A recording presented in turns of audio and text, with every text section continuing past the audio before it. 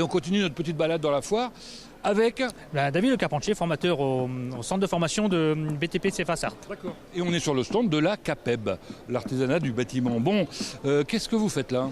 Et ben là, je suis avec mes BP en deuxième année. Ils sont en train de monter une petite maison en briques là. Donc on fait le L parce qu'après il y aura une cloison ici en extérieur. Alors on y va dans l'ordre. Mes BP, ça veut dire quoi mes BP? Brevet professionnel. Ah ouais, voilà. Là, les garçons, parce que ce sont des garçons, hein, Oui, je pense. c'est Donovan, Xavier et Tanguy. D'accord, sont en formation. C'est ça. Ils ont passé leur CAP en 2 ans. Et là, ils sont en deuxième année de brevet professionnel. Dans quel métier? La maçonnerie. Tout simplement. Tout simplement. Donc là, ils passent leur brevet en fin d'année. Alors, ça consiste en quoi là? Il faut qu'ils montent le mur en briques? C'est ça. Donc on va le monter sur une hauteur de 1,96 par rapport à la cote de la charpente. D'accord. Une fois qu'ils auront monté là, donc ils font les joints, ils posent la brique, ils font les joints au fur et à mesure. Et une fois qu'on a râpé ça, ensuite il y aura une cloison qui va être posée de l'autre côté en ossature bois. Et nous, on va venir l'habiller en panneaux de bois. Ça, c'est pour montrer le savoir-faire des maçons, par exemple. C'est ça. Et puis des charpentiers après, parce que voilà, pour la charpente, il faut du charpentier. Il y aura le menuisier aussi qui va venir. Il y a un parquet à poser, il y a une petite porte ici à poser. Ah bon, ça veut dire qu'il y a tout un ensemble qui va être construit là pendant la foire. C'est ça, c'est ça. Donc sur 2 jours ici, nous, on va monter donc la brique, la cloison de bois et la pose de matériaux biosourcés à l'intérieur. D'accord. Et début de semaine prochaine, il y a le charpentier, il y a le menuisier qui va venir poser le parquet, la porte. Voilà. C'est une maison qui va être en 2 temps, montée une partie en dur, une partie en ossature biosourcée. Bien. Bon, là pour eux c'est plutôt confortable, c'est à l'intérieur, c'est chauffé, j'allais dire, tout va bien. C'est pas toujours les conditions de travail des maçons, ça. Ah non, en général, le maçon il travaille dehors. Ah, quand même. Et puis en revanche, ils sont pas les uns sur les autres habituellement, parce que là ils sont un peu les uns sur les autres. Là c'est une petite maquette, oui. Donc en général, sur une maison, on va dire plus traditionnelle, ils ont beaucoup plus d'espace. Alors c'est difficile d'avoir des candidats, j'allais dire, à la participation à ce genre d'opération sur une foire? Alors sincèrement, non. Je leur ai posé la question, ils ont été volontaires. D'office. Donc je vais leur demander. Hein. Oui, allez-y. Bon, alors c'est quoi votre prénom? Donovan. Donovan. Alors, qu'est-ce que vous êtes en train de faire là? Bah, là, je suis en train de monter la brique et puis mes collègues sont en train de faire la finition, tout ce qui est lissage de joints, mise au propre et puis Donc vous faites le gros œuvre et eux font la finition? C'est ça, c'est ça. D'accord. Et alors, il faut quand même faire gaffe parce que là, je vois que vous tapez avec un maillet, non? Comment ça s'appelle ça? Ça, du coup, c'est le maillet en caoutchouc. D'accord. Faut y aller doucement, faut pas casser. Ça se casse ou pas là une brique? Oui, ça peut se casser avec un maillet normal. Ça peut se casser parce que d'habitude, on prend juste une grosse truelle et on tape avec le manche de la truelle. Et là, du coup, j'ai pris le maillet directement pour avoir un petit peu plus de force. Et avec du coup mon niveau, je les mets de niveau. Ouais. Et puis je les. C'est un métier de précision quand même. C'est ça, c'est de la précision tout en étant du gros œuvre. Pourquoi vous avez choisi ce métier? Car c'est un métier de passion, c'est un des premiers métiers que j'ai connus dans le bâtiment. Et c'est ce métier qui m'a fait vibrer beaucoup plus que les autres. Ce qui fait que maintenant je suis heureux d'être maçon. C'est sympa ça, hein? Et alors vous, votre prénom c'est quoi? Tanguy. Tanguy. Comment ça se passe? Bon, ça se passe bien pour l'instant. Bon, là, votre formateur me disait que vous aviez accepté avec plaisir tout de suite de participer. Ça vous fait plaisir de montrer aux gens ce que vous savez faire en fait? Bah oui, parce que des maçons, il n'y en a pas énormément. Donc montrer que maçon c'est très bien, un bon métier, ça fait plaisir quoi. Et comment vous êtes arrivé à ce métier?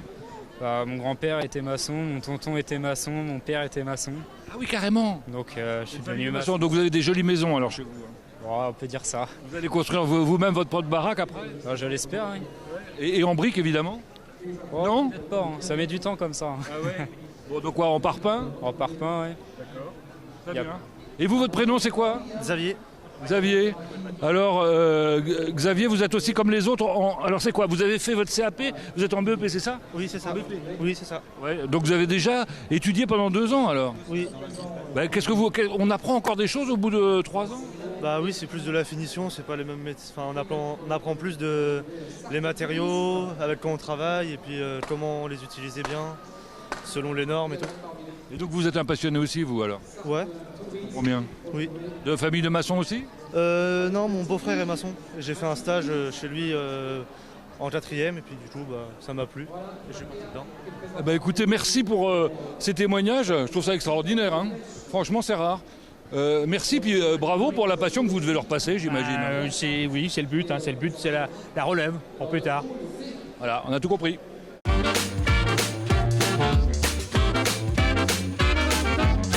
Alors là, on vient d'arriver chez Ford. Je suis partie en safari, c'est absolument génial. Voilà, donc il y a une mise en scène. Bonjour, c'est quoi votre petit nom? Quentin, moi. C'est Quentin, c'est vous qui avez fait tout ça? Ouais, ça a été donc fait avec différents partenaires. Donc tu as le pick-up qui a été fait en partenariat avec AJPcom, une boîte sur Le Mans, en face de la concession. Et puis les figurines, à la base c'était un client, puis c'est devenu un ami. Ça s'appelle FB Metal Concept, c'est Frédéric Blossier qui est basé à Brest-les-Pins. Et donc il m'a prêté ces figurines pour l'ambiance safari. Ah bah, c'est très très sympa. Alors on va peut-être d'abord s'attarder sur notre van. Parce que, les aficionados du camping ou du road trip, ils sont très VV en fait, les vieux Volkswagen. Et puis alors là on est sur une version tout à fait moderne, on est chez Ford. La base est faite justement chez Westphalia, qui est un partenaire allemand. Et du coup, celui-ci, c'est une version rallongée qu'on a depuis 2 ans. Le nouveau modèle arrivera d'ici la fin d'année prochaine avec des évolutions, notamment des panneaux solaires et de l'hybridation aussi sur le produit. Mais carrément, mais non, mais là, alors par exemple, à l'arrière, on a carrément une cuisine, quoi. C'est un truc de dingue. C'est un appart, quoi. Ouais, il y a tout. On a même une version où on peut avoir l'eau chaude dessus. Donc on a tout dedans. Ouais. Donc là c'est des plaques, Là tu as du gaz, tu as le petit lavabo, tu as les toilettes sur la version rallongée, tu as 40 litres d'eau propre, 40 litres d'eau sale. C'est des toilettes sèches? Ouais, toilettes sèches. Ouais. Et tu as un lit au-dessus et tu as un lit également en bas. Donc tu as 5 places assises et en couchage tu as 4 places. D'accord, donc on peut être en totale autonomie pendant combien de temps à peu près? Moi j'ai un client qui a fait le Cap Nord avec au mois de juin. Donc ils sont partis, ils ont fait un road trip de 3 semaines. Le véhicule, en fait, une fois que tu roules, la batterie se recharge. Donc à aucun moment, en fait, pendant les 3 semaines, ils ont eu besoin de se recharger sur une prise, quoi. Ouais. Non, ils ont tout fait en autonomie et juste fantastique, de l'eau et voilà. Et ouais, ils ont fait 10 000 bords en 3 semaines et ils se sont éclatés avec ça, quoi. Non, mais c'est génial. Donc la capacité, c'est 4 couchages, c'est ça? Le couchage, ouais, 2 en haut, 2 en bas. Je vais aller tester les matelas, ils sont confortables ou pas? Oui, ils sont confortables. On va aller tester ou pas? Attends, je vais dedans. Suis-moi, en fait, tu vas venir avec moi, Quentin, enfin. Alors attends, parce que dis donc, ils sont où tes couchages? Ils sont au-dessus? Ah, faut qu'on passe derrière. Je suis le mouvement. Je vais dormir avec Quentin. Voyons. T'inquiète, moi non plus, chez moi ça va pas faire... C'est juste là, il y a une partie ici. Et puis après, il y a une partie en bas. Franchement, le couchage est top. C'est très Non mais c'est... En bas, c'est plus pour des enfants, oui. Mais en haut, ouais, c'est top, t'as de place. Franchement, il y a les aérations, t'as le chauffage également intégré. Donc, Non, mais, ah ouais, carrément le chauffage. Mais honnêtement, je pensais que ça pouvait être un petit peu anxiogène, le côté, mais en fait, pas du tout. Faut que tu mettes les pieds par là, et puis après, il y a un filet de toute façon de retenue ici. Donc, Non, c'est formidable. Bon, il y a des gens peut-être qui ne pourront pas, mais voilà, c'est très confortable. C'est formidable. Alors, on va aller faire un petit tour au niveau du pick-up maintenant. Ouais.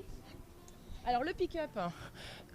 donc c'est pareil, dites donc. Alors on est en termes, par exemple, le coffre, c'est une capacité de combien? Là, il fait 1m50 de long, celui-ci. Tac, il était fermé, attends, on va te l'ouvrir. Évidemment, ce serait trop simple sinon. Tac.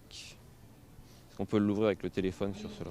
Donc là, on est sur des normes européennes, on est d'accord? Parce que normalement, les pick-up, c'est plutôt américain. C'est américain. Celui-ci, il est fait directement en Afrique du Sud, à l'usine. Et après, ils sont remontés par bateau. Et puis, on vient de le recevoir. Celui-là, on l'a reçu fin juillet. L'objectif, c'était vraiment que ce soit la star du stand, en fait, celui-ci. Vu que c'était la nouveauté, voilà. Il est magnifique. Et puis, alors là, du coup, évidemment, c'est du tout-terrain, j'imagine. On peut aller... on peut faire de tout. Avec ça, j'ai beaucoup de clients chasseurs qui ont ça et ça passe partout. Et en termes de consommation, on est sur quoi? Celui-ci, en réel, là, là, ça fait un mois que je roule avec. Je suis entre 9 et 10 litres. En diesel. Ouais. Ah, donc c'est comme un véhicule de base. Celui-ci, en diesel, ouais, ça va. Sur la version un peu plus sportive, on est plutôt entre 13 et 14. Mais là, non, celui-ci, ça va. Ouais. Et donc en fait, on a 2 sièges à l'avant et 3 derrière, ouais, sur celui-ci. Je vais voir si le coffre est confort. Je peux rentrer dedans? Ah, là, tu vas être un peu moins confort. Alors, le coffre. Bon, on peut transporter un mort là-dedans. On peut transporter un mort, faites gaffe, parce que franchement... Et alors, ce qui est génial, c'est que le toit est ouvrant, donc si on veut se faire bronzer, on peut installer un petit transat à l'arrière. Et ouais, franchement, c'est pas mal, c'est pas mal pour partir en vacances à la plage. Je valide. Tu mets une tonne dedans.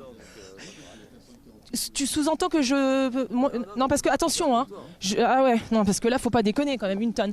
Merci beaucoup, Quentin, c'est sympa. Et alors, est-ce qu'on peut voir comme un petit peu à l'intérieur, juste pour faire rêver nos téléspectateurs et téléspectatrices? Donc c'est vraiment un tout nouveau produit. Hein. Il est automatique en fait, c'est une boîte auto. Ah oui, boîte auto, ouais. Boîte auto 10 rapports sur celui-ci. Et donc voilà, c'est vraiment un tout nouveau produit, hein. C'est pas juste un restylage par rapport à l'ancien véhicule. Ils ont juste gardé une partie du châssis, tout le reste est nouveau, donc ouais, c'est top quoi. Ça a quand même la pêche parce qu'une boîte auto c'est quand même moins... Oui, ça fait plus de 200 chevaux, donc non, ça se déplace bien. Ouais. Ça va très bien. Bon bah génial, formidable. Bon bah si vous avez envie de partir faire un safari, vous avez compris, hein, vous venez vous chez Ford et puis on est au top. Merci.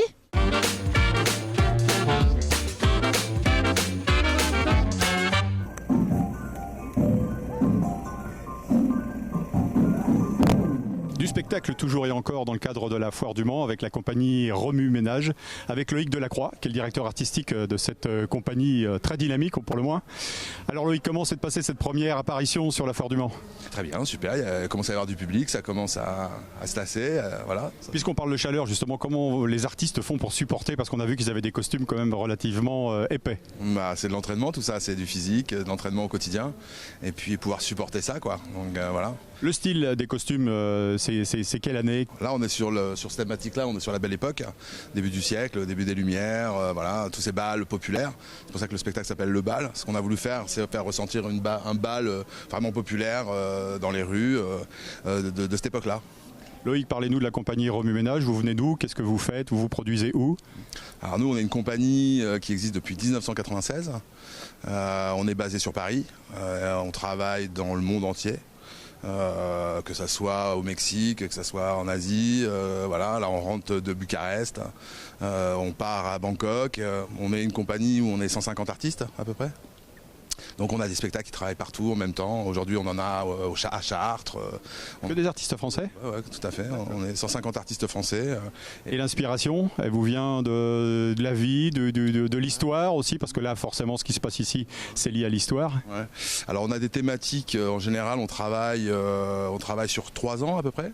Sur 3 ans, on se donne une thématique. On avait travaillé les animaux fantastiques avec des présentations qu'on avait fait ici d'ailleurs, avec un spectacle qui s'appelle Abyss en l'occurrence, avec des poissons et une grande fresque autour du monde des abysses. On a un autre spectacle qui s'appelle Les Gueules d'ours, où là c'est des ours de 4 mètres énormes, lumineux. Et on avait fait les cerfs et l'envol, donc voilà, on avait une thématique sur les animaux fantastiques, donc on a travaillé ça pendant 4 ans. Et puis là on s'est donné une thématique qui est de travailler les danses dans l'époque, donc on a fait ce spectacle-là qui s'appelle Le Bal, qui est vraiment le début du siècle, avec voilà, tous ces bals populaires. Et puis on a fait un autre spectacle ensuite qui s'appelle Bihop, qui est sorti cette année, où là on est plus sur les danses urbaines, le hip-hop, avec des grands robots lumineux, voilà. Donc on travaille sur des thématiques sur 3 ans, et puis après on va changer, on va partir sur autre chose. Parmi les gens qui composent la troupe, on a vu tout à l'heure qu'il y avait des échassiers. Est-ce que ça veut dire que parmi les vôtres, il y a des gens qui sont issus du milieu du cirque aussi?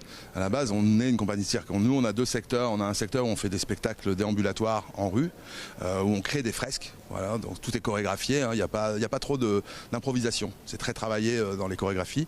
On a une chorégraphe qui s'occupe de tout cela. Et puis après, on a un autre secteur où on fait vraiment des spectacles fixes sur scène, alors que ça soit d'intérieur ou d'extérieur, les deux. Et puis là, on est vraiment sur du spectacle cirque-danse et manipulation d'objets géants sur scène. Voilà, donc vraiment du cirque. Là c'est ce qu'on fait par exemple demain à Chartres. C'est ce qu'on a fait à la Courneuve la semaine dernière. Voilà, c'est des gros spectacles de salle et d'extérieur. Voilà. Bravo et merci Loïc.